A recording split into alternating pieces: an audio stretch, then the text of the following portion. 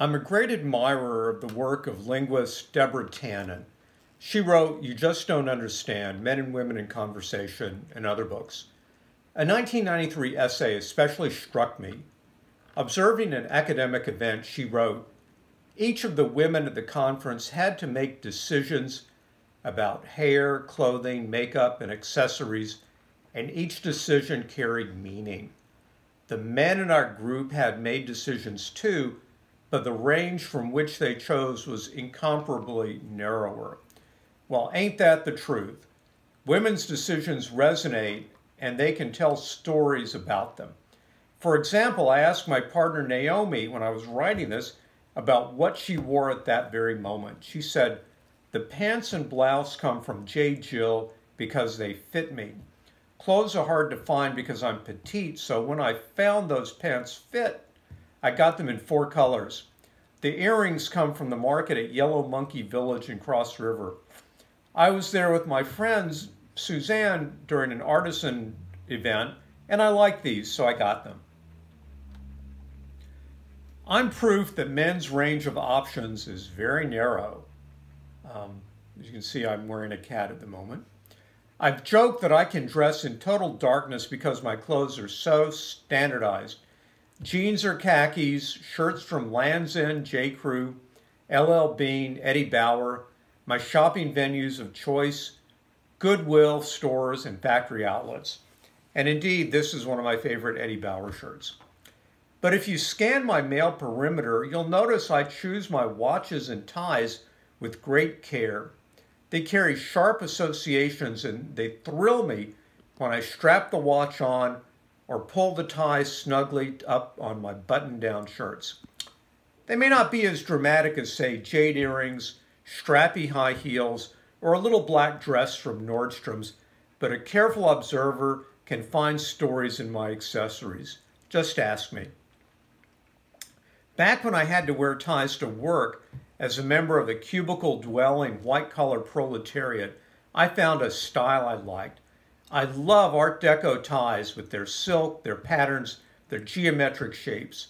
I also wore Italian ties for my 1989 honeymoon, so much that they finally fell apart. Orange ties from the Princeton University store are reserved for alumni events where everybody there swans around in glorious combinations of orange and black. My go-to ties for the past 20 years or so were designed by Grateful Dead leader Jerry Garcia. Here's one of them. They were a gift and I treasure them. Garcia's ties, like his music, totally sync with my taste here in my touch of gray era. Now, let's talk about watches. I got into watches as a kid. I was big into 60s and 70s style watch bands.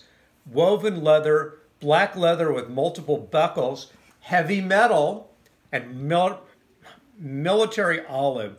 As an adult with some discretionary income, I indulged in watches that did a lot more than tell time. I started with an Art Deco Gruen piece from a flea market on the Upper West Side. On that 1989 Italian honeymoon, I jumped on a Racchetta watch from the USSR. The Racchetta's perpetual calendar ran from 1980 to the inconceivably distant year of 2000. I later bought 2 more Soviet watches.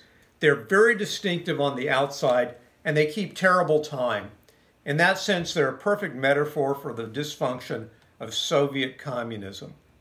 Well, the exciting news is I achieved my boyhood dream of getting a vintage Hamilton watch, the kind that some of you might remember being advertised for decades in the National Geographic. I bought a Hamilton and an Elgin in a package deal at Shop Goodwill for a mere $40, then spent many, many times that amount to get them up and running. They're what I call my cocktail party watches, along with a swanky model from my brother Cooper. Cooper's a true watch connoisseur with an eye for fine mechanics. He got me a vintage Longines that had sat for 50 years in a Dallas safe deposit box before it came his way. The Longines and a Jerry Garcia tie are my go-to combinations on the Westchester County social circuit. Well, you can tell I feel a lot of affection for my ties and watches. They define my look, if you know what you're looking for. Combined with the jeans and Eddie Bauer schematic I favored since high school, they add a splash of color and idiosyncratic style.